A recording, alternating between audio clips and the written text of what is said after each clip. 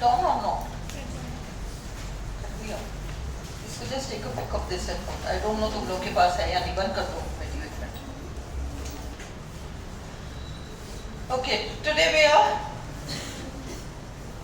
going to revise phonetics and phonology. आपके पास ये sheets पहले आ चुकी है, नया कुछ भी नहीं है. हम रिवीजन कर रहे हैं हम. ये सारा मटेरियल पहले भी आपके पास आ चुका है, बट अभी अपन रिवीजन में देख रहे हैं. अगर आरपीएससी आपसे कोई क्वेश्चन पूछती है कि which of these marks the difference between phonetics and phonology, और वो आपको 4 ऑप्शंस देती है, तो आपको पता होना चाहिए कि ये पर्टिकुलर चीज जो है ये फोनेटिक्स से रिलेटेड है, ये फोनोलॉजी से रिलेटेड है. ये कॉन्सेप्ट आपको बिल्कुल क्लियर हो जाना चाहिए. अब देखो, follow. Phonetics studies how speech sounds are produced by a speaker with the help of the vocal tract. अपन ने देखा था फोनेटिक्स क्या काम करती है. फोनेटिक्स उन स्पीच ऑर्गन्स का, मतलब शरीर के अंदर जो मैकेनिज्म है हमारा, जिसकी मदद से हम स्पीच को प्रोड्यूस करते हैं, उनको स्टडी करता है फोनेटिक्स, है ना. First difference. दूसरा, फोनेटिक्स ये स्टडी करता है कि दुनिया भर में जितनी भाषाएं हैं, 5000 से 8000 के बीच भाषाएं और बोलियां, और उनसे रिलेटेड जितने भी फोनीम्स हैं, यानी जितने भी स्पीच साउंड्स हैं, 250, 300, 400 जितने भी हैं, तो वो कैसे प्रोड्यूस किया जाता है हमारे स्पीच ऑर्गन्स के थ्रू, ये स्टडी किया जाता है. नहीं, तुम लोग आए थे सुबह से, कम एंड सिट हियर. कोई बात नहीं, क्योंकि मुझे पता है तुम लोग शेयर कर रहे हो. Come and sit. जो लोग लेट आते हैं उनको I tell them you should not come in front of the video, but जो तुम पहले ही सुबह आके बैठे हो, please come and sit. Shivani आजा, अगर तेरे को यहाँ बैठना, तो सुबह थी भाई. See now, have you understood the first difference? Yes, ma'am. Phonetic studies how speech sounds are produced by a speaker with the help of the vocal tract. ये याद रखो, पूरा लाइन रखने में नहीं आएगा. Vocal tract, speech mechanism, ये keywords हैं. Vocal tract, speech mechanism, ये keywords हैं. इसको स्टडी करता है phonetics. ये क्लियर है. Phonetics is a general name given to the study of speech sounds. ये सेकेंड. स्पीच साउंड्स तो 250-300 होंगे, जितनी भाषाएं हैं, और प्रत्येक भाषा में 30, 35, 40, 45 साउंड्स हैं. अगर 5 से 8000 भाषा बोलियां हैं, उनमें आने वाले सारे स्पीच साउंड्स को स्टडी करता है फोनेटिक्स. कैसे स्टडी करता है? वो ये बताता है कि फलाना स्पीच साउंड, चाहे वो किसी भी भाषा का हो, वो कैसे प्रोड्यूस होता है. जबान जाकर फलानी जगह को छूती है, तो वो स्पीच मैकेनिज्म है. कौन सी चीज कहां टच करेगी तो कौन सा साउंड प्रोड्यूस होगा, ये फोनेटिक स्टडी करता है. तो एक तो वो सिस्टम को स्टडी करता है कि कौन सा इस सिस्टम के पार्ट्स क्या क्या है. हमारे पास एक स्पीच सिस्टम है, मैकेनिज्म है, उसके सारे पार्ट्स को. अगर तुम्हारे घर में वॉशिंग मशीन है, तो उस वॉशिंग मशीन में एक वो है, वॉशर है. फिर उसमें उसमें एक स्पिनर है ना, और फिर उसमें वो नॉब्स है. ये उसके पार्ट्स हैं. उसी तरह से हमारा स्पीच मैकेनिज्म है. उसमें हमारे वो लंग्स, जहां से कि हम एयर ब्रीथ आउट करते हैं, फिर वहां लंग्स हम काउंट नहीं करते, पर एयर ब्रीथ आउट होता है. फिर वो वोकल ट्रैक्ट से होकर गुजरता है, और फिर वो ओरल कैविटी में तरह तरह के पार्ट्स हैं, वो सब स्पीच ऑर्गन्स हैं। आपका टंग है, आपका रूफ ऑफ द माउथ है, आपका हार्ड पैलेट है, आपका साउथ पैलेट, सॉफ्ट पैलेट है, आपका एल्वियोलर रिज है, आपके ऊपर के दांत हैं, आपके दोनों होंठ हैं। ये सब उस सिस्टम के पार्ट्स हैं, इसको फोनेटिक स्टडी करता है। First thing. सेकेंड, इस सिस्टम के पार्ट्स काम कैसे करते हैं, ये उसको छूता है तब जाकर ये साउंड प्रोड्यूस होता है। दुनिया की सारी भाषाओं का ये फोनेटिक्स करता है। अब इज दिस क्लियर? ये टू थिंग्स। अगला देखो, फोनोलॉजी क्या है? Phonology is a study of the speech sounds related to a particular language. खत्म। इसके आगे फोनोलॉजी कुछ भी नहीं है। किसी भी एक भाषा से संबंधित जितने भी फोनीम्स हैं, जितने साउंड यूनिट्स हैं, सबको स्टडी फोनोलॉजी करता है। अगर phonology of the English language लेंगे तो हम 44 फोनीम्स की बात करेंगे और उतने में फोनोलॉजी का काम कंप्लीट हो जाता है कि भाई ये वाला साउंड है और ये इस तरीके से कंबाइन होते हैं। ये फोनोलॉजी स्टडी करता है। एक उदाहरण देती हूँ, तो कोई ये तो समझ में आ गया 44 फोनीम्स। ओके, अब इंग्लिश का कोई वर्ड अगर जी एन इससे शुरू हो या जी एन इस पर खत्म हो तो उसमें जी साइलेंट हो जाता है। ये तुम सबको पता है ना? एन जैसे अपन ने कहा साइन, साइन करो, SIGN, ग कहाँ सुनाई पड़ा? नहीं सुनाई पड़ा, है ना? जी साइलेंट हो जाएगा। अब ये सारा स्टडी करेगा कि वो कॉम्बिनेशन कैसे बैठेगा, कॉम्बिनेशन कैसे बैठेगा। जी और एन साथ में लेंगे तो जी साउंड नहीं होगा, ये फोनोलॉजी स्टडी करेगी। बट ये साउंड प्रोड्यूस कैसे होगा,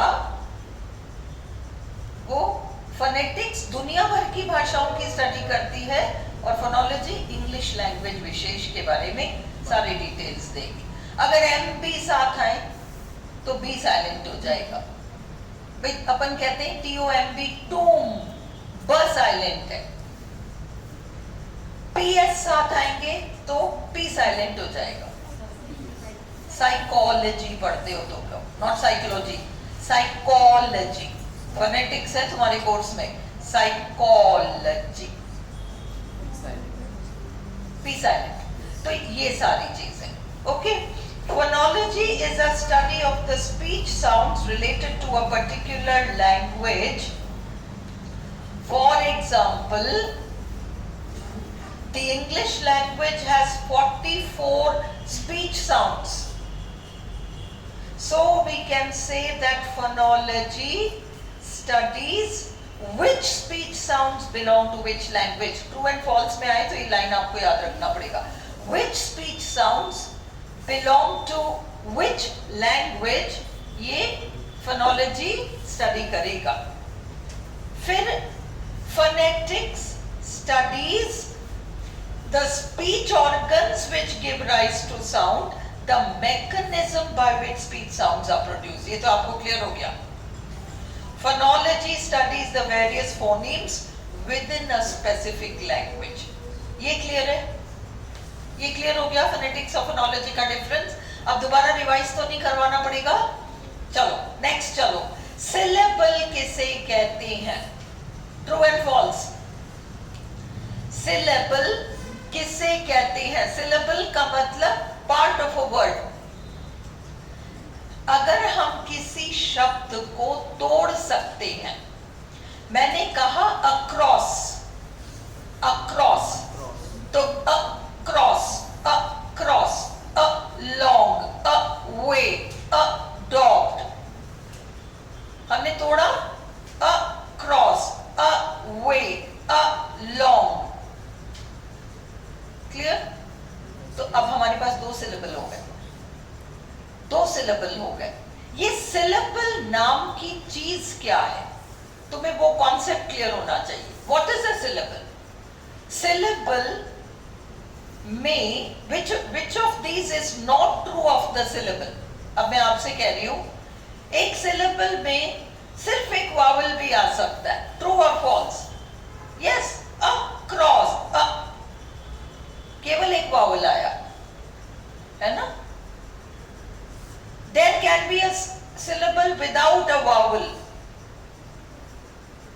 दिस इज फॉल्स। सिलेबल कहलाने के लिए कम से कम एक वावल उसमें होना अनिवार्य है, भले वो वावल साइलेंट क्यों ना हो। जब हम कहते हैं बॉटल तो अपन कहते हैं बॉटल, टिल में अगर ई ना होता तो क्या बिगड़ जाता, हम तो फिर भी बॉटल ही कहते, BOTTL, बॉटल। पर अंग्रेजों ने उस टिल को सिलेबल नहीं मानते। क्यों नहीं मानते? क्योंकि उनका नियम है कि सिलेबल कहलाने के लिए उस टुकड़ी में एक वावल का मौजूद होना अनिवार्य है, भले वो वावल साइलेंट क्यों ना हो। इसलिए BO बॉ वो तो है, टिल TTL से काम नहीं चलेगा, उसमें एक साइलेंट ई डाल दो। अब टिल में ई आ गया, साइलेंट है, it is counted as a syllable. एक सिलेबल के अंदर सिर्फ एक वावल भी हो सकता है, एक सिलेबल के अंदर एक वावल और एक कॉन्सोनेंट हो सकता है, ये भी हो सकता है। ओके, एक कॉन्सोनेंट और एक वावल भी हो सकता है। जब हम कहते हैं फादर, फादर, फादर, एक वावल और एक कॉन्सोनेंट। True, true. तीसरा, a syllable can contain one vowel and more than one consonant. True or false? True. School,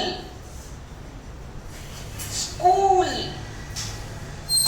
कितने, उसमें कितने कॉन्सोनेंट्स हैं?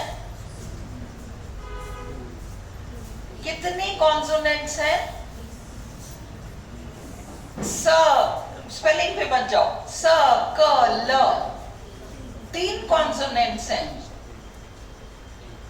वावल साउंड कितने हैं?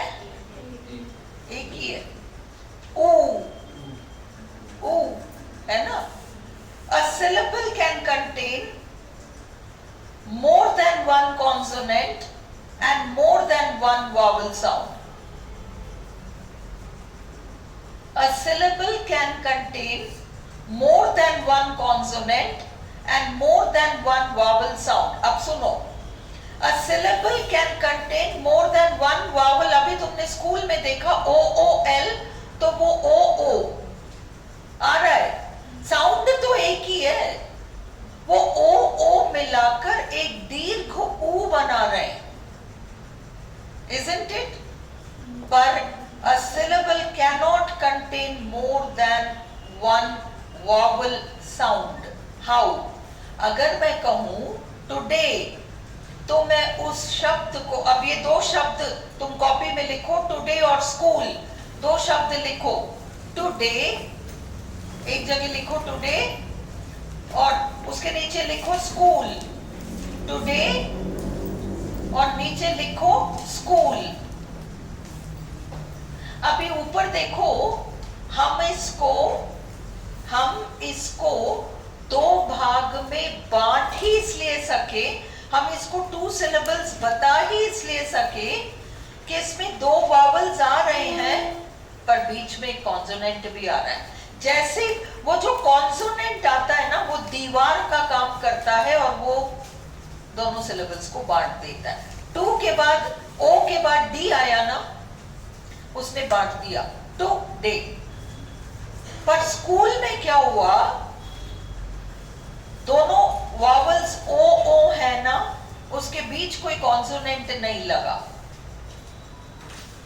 नहीं लगा ना, इसलिए बट नहीं सका, बट नहीं सका। Is this clear to you? 2 vowel sound एक सिलेबल में नहीं हो सकते। डिफ्थोंग सिंगल साउंड माना जाता है। ये कंसेप्ट्स तुम्हें इतने क्लियर होने चाहिए कि वहां सोचने की जरूरत नहीं पड़े। सिलेबल का मतलब उसमें एक न एक वावल साउंड होगा और किसी भी शब्द में अगर एक से अधिक सिलेबल है तो इसका मतलब ही है कि उसमें मतलब अगर एक से ज्यादा सिलेबल है किसी भी शब्द में तो इसका मतलब है कि उन दोनों सिलेबल्स में जो वॉवल्स आ रहे हैं उसके बीच में कॉन्सोनेंट दीवार बनकर आ रही है। मैं कह रही हूं रेडी, READY, रेडी। अब आपका ई और ए होने को दो वॉवल्स हैं, सो व्हाट, साउंड एक ही है, सिंगल साउंड है, रे, डी आ गया दीवार बनकर। अब उधर जो वाई आया, जब वाई और डब्ल्यू शब्द को एंड करते हैं तो वो वॉवल्स का काम करते हैं, वाई आ गया वहां पर उससे पहले दीवार खड़ी हो गई थी। अगर दो वॉवल साउंड है किसी शब्द में तो बीच में कॉन्सोनेंट दीवार बनकर आएगी, इसीलिए वो टू सिलेबल्स कहला रही है। अब समझ में आ गया, बिल्कुल गलती नहीं करोगे, सिलेबल का कॉन्सेप्ट बिल्कुल क्लियर है तुम्हें। कम से कम एक वॉवल होना होगा, भले ही साइलेंट हो। बिल्कुल एक वॉवल, अकेले एक वॉवल से सिलेबल हो सकता है, अलाइव, अगो, अगो, अलाइव, बिल्कुल हो सकता है ना, एक सिंगल सिलेबल से हो ही गया। और दूसरा, सपोज हमने कहा इजी, इजी, अब क्या हुआ, ई तो एक हो गया, बीच में दीवार खड़ी हो गई, एस आ गया, लो, ज, ई, जी, जेड आ गया, दीवार बनकर कॉन्सोनेंट आ गई। अब क्या हुआ, दो सिलेबल हो गए। तो कॉन्सोनेंट बीच में दीवार बनकर आएगा, इसलिए कभी भी ऐसा नहीं हो सकता कि एक सिलेबल के अंदर दो वॉवल साउंड हो, बस ये याद रखो। Very clear. चलो, a syllable is a part of a word which can be uttered by a single effort of the voice. मुंह से निकाला गया एक sound. In a syllable there can be only one sound. Example, across. One vowel sound and one or more than one consonant, बिल्कुल। Across, अक, Ross, are भी आ रहा है, अलग है, अक्रॉस, CR कॉन्सोनेंट है, SS कॉन्सोनेंट है, बीच में एक ओ आ रहा है। Consonants with a silent E, example, bottle. But there can never be two different speech sounds in a two syllable के अंदर, there cannot be two different sounds, vowel sounds. अगला, a vowel, अगर पूछे true and false related to vowel, true and false vowels के बारे में पूछे तो वावल्स बिल्कुल क्लियर रखो, all of them are voiced, 5 English vowels, 20 vowel sounds, all of them are voiced. Voiced का मतलब ही है कि वो बिल्कुल फ्री फ्लो में बाहर निकल जाते हैं। A vowel is the nucleus of the syllable and a consonant is the marginal element in the syllable. Nucleus क्या होता है, केंद्र, सेंटर। मार्जिनल क्या होता है, जो आसपास होते हैं, है ना। इसका ये मतलब नहीं है कि वावल स्टार्ट नहीं कर सकता सिलेबल को, ये सब मतलब नहीं है। इंपॉर्टेंट वावल है, अगर वावल ना हो तो फिर काय का सिलेबल, इसलिए वो उसको हम सेंट्रल मान रहे हैं, न्यूक्लियस मान रहे हैं। क्यों माना जाता है वावल को न्यूक्लियस सिलेबल का, क्योंकि बिना वावल के सिलेबल की कल्पना नहीं की जा सकती। Is this clear to you? इसलिए वो जो कॉन्सोनेंट्स हैं वो तो एक्स्ट्रा एलिमेंट है, वो आपके मार्जिनल एलिमेंट्स हैं। A syllable can begin with a consonant और have a consonant at the end. ये सब देखो होने को बहुत सिंपल चीज है, वहां सडनली क्वेश्चन बनकर आएगा तो तुम्हें दिमाग लगाना पड़ेगा कि क्या है, इसलिए अभी समझ लो। स्टोरी, स्टोरी, स्कूल कॉन्सोनेंट से शुरू हो रहा है, आस्क वावल से शुरू होकर कॉन्सोनेंट पर खत्म हो रहा है ना। तो कॉन्सोनेंट सिलेबल को स्टार्ट भी कर सकता है, कॉन्सोनेंट सिलेबल को एंड भी कर सकता है। अब Examples of one syllable words are sit, go, come, boy, girl, etc. अब ये टू सिलेबल में तुम ही देखो, तुम्हें वो दीवार नजर आ जाएगी कि कॉन्सोनेंट दीवार बनकर खड़ा हो गया. Examples of two syllable words are sister, sister. अब यहाँ आई आ गया सिस, और फिर वो ई जो आ रहा है वहां उसके बीच में दीवार बनकर ये सटा, दोनों कॉन्सोनेंट्स आ रहे हैं ना. डॉक्टर, डॉक्टर, तो डॉग और ई जो है उससे पहले ये ट आ रहा है ना, सुनाई पड़ रहा है ना, डॉक्टर. Today, dentist, dentist. मैं तुम लोगों को स्ट्रेस भी यहाँ रिवाइज कराऊंगी, क्लास में करा चुकी हूँ stress, but will revise it here. फिर today, dentist, dentist. Examples of three syllable words are, अभी देखो, tomorrow, tomorrow. एम आ गया बीच में. सिर्फ ये देखो, अगर तुम्हें कुछ ही पढ़ने नहीं पड़े तो वहां जो वर्ड आ रहा है ना उसमें देखो दो वावल्स हैं, बीच में कॉन्सोनेंट आ रहा होगा तो टूटेगा वो. tomorrow, टू है, फिर एक दीवार आ गई एम, फिर एक वावल आ गया, फिर एक कॉन्सोनेंट आ गया, फिर एक वावल आ गया. ये तीन सिलेबल है. beginning, देखो बी, बी ई आ गया, फिर ग आ गया दीवार बनकर, फिर आई वावल आ गया, फिर एन दीवार बनकर आ गया. क्लियर है? डिक्टेशन, आई आ रहा है, फिर ये सी टी दीवार बनकर आ गया, फिर ए आ गया, फिर टी कॉन्सोनेंट बनकर आया है, फिर आईओ, दोनों मिलकर एक ही साउंड दे रहे हैं.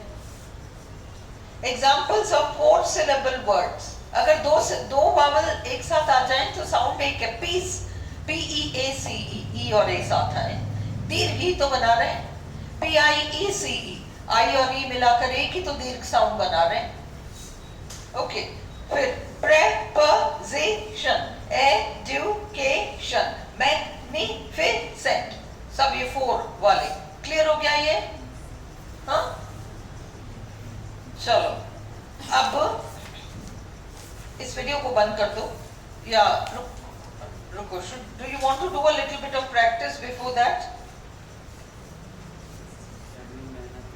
पहले प्रैक्टिस करोगे या उसको अलग ही बंद कर दो? Will do a separate video, कोई बात नहीं.